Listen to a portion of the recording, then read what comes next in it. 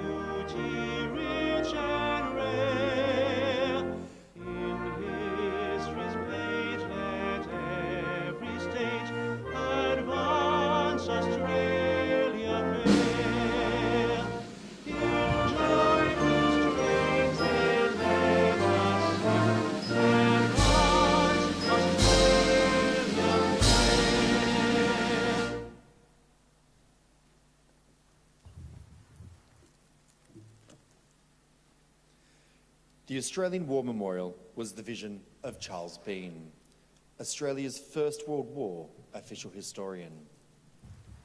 Bean landed with the Australian troops on Gallipoli and stayed with them at the front through to the end of the war. The idea of this national memorial and museum came to him at Pozières, France, in the depths of the bloody fighting of 1916.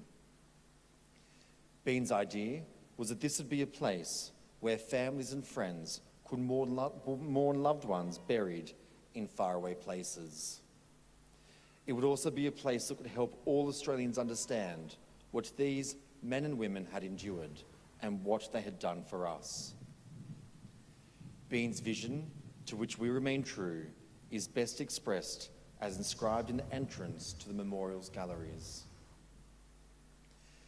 Here is their spirit, in the heart of the land they loved, and here we guard the record which they themselves made.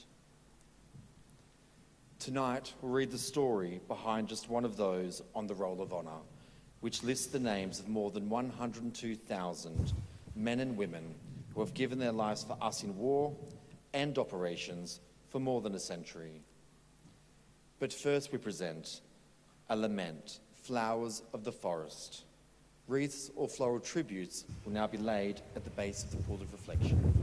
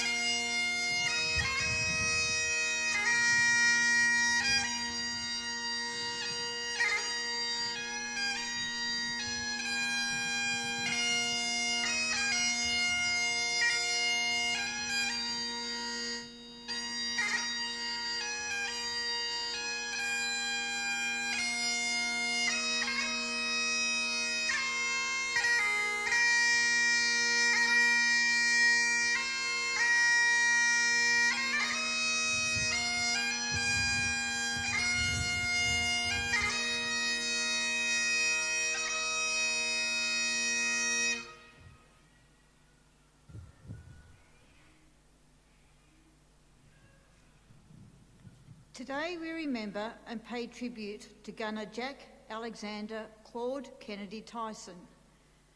Jack Tyson was born in September 1890, the only child of Walter Seal and Blanche Tyson of Hay, New South Wales. Born into a famous cattle-owning family, Tyson went to Hay Primary School before attending Geelong Grammar and Melbourne Grammar. After finishing his education, he returned to Hay as the owner of Ulumbian Station. Tyson left the grazier's life to serve in the Army in 1915. He enlisted in the Australian Imperial Force at Melbourne in November and sailed to Egypt on board the transport ship Themistocles in early 1916. He trained in Egypt for 2 weeks as an artillery gunner, and in March, Tyson sailed to France to join the fighting on the Western Front. He joined the 117th Howitzer Battery on the 22nd Field Artillery Brigade, supporting the AIF's 2nd Division. Tyson's battery was made up of four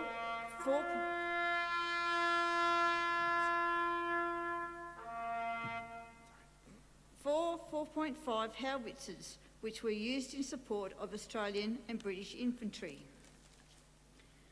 During infantry attacks on German lines, they provided a supporting barrage. Howitzers also used high explosive shells to weaken and destroy enemy parapets and trenches. Because of the damage artillery could do, the Australian batteries were often the target of German artillery counter-battery fire. Tyson's first engagement with the 117th Battery was on the Somme sector of the front. In August 1916, his battery supported infantry assaults on the German-held village of Pozières. During the fighting for Mouquet Farm, the 17th Battery was targeted by German artillery and Tyson suffered a head wound. He was initially treated in the field before being evacuated to hospital in England. Tyson recuperated and returned to duty in early September. Remaining in England, he undertook training and support duties for his unit. During the winter of 1916 and 1917, he fell ill and spent more time in hospital. In March 1917, he returned to France, where he was transferred to the 4th Field Artillery Brigade, once more in support of the 2nd Australian Division. Like most soldiers on the Western Front, artillerymen endured wet, muddy conditions. They struggled to move the heavy weaponry with their horses through the mud to keep up with the infantry. According to his battery comrades, after he was wounded, Tyson found it difficult to keep up with the rigours of the work. He was transferred to work at a YMCA orderly attached to the 4th Field Artillery Brigade. Having learned from the bitter winter of the previous year, in 1917 and 1918, the AIF commanders wanted to ensure the good health and comfort of the soldiers in France. Representatives of the YMCA and the Australian Comforts Fund provided Christmas gifts, extra food, sporting clothes and material, and letter writing supplies. As an orderly, Tyson's role was to transport these items to where they were needed on the front. On the 14th of April 1918, Tyson and the other orderlies with the YMCA arrived with a trainload of supplies at St Roche Station in Amiens. As soon as the train pulled in, the station was subjected to a German artillery bombardment. Tyson was struck by a shell and killed instantly. He was 27 years old. Jack Tyson is buried at St Pierre Cemetery in Amiens, alongside nearly 700 other Commonwealth soldiers who died in the First World War. His mother had his headstone inscribed, "In loving memory of my little boy, from me sorrowing mother." Jack Tyson's name is listed on the Roll of Honour on my right, amongst almost 62,000 Australians who died while serving in the First World War. His photograph is displayed today beside the pool of reflection. This is but one of the many stories of service and sacrifice told here at the Australian War Memorial. We now remember Gunner Jack Alexander Claude Kennedy Tyson, who gave his life for us, for our freedoms and in the hope of a better world.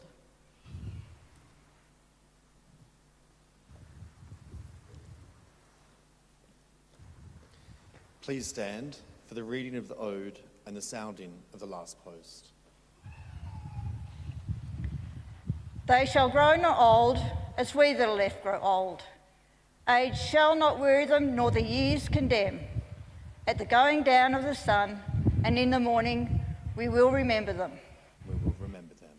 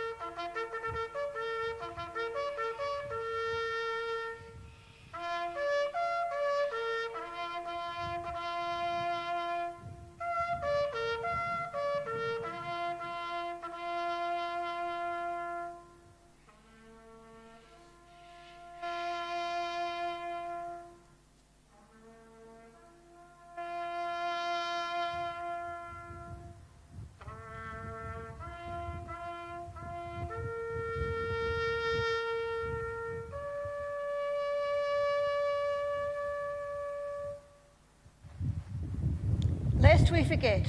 Lest we forget.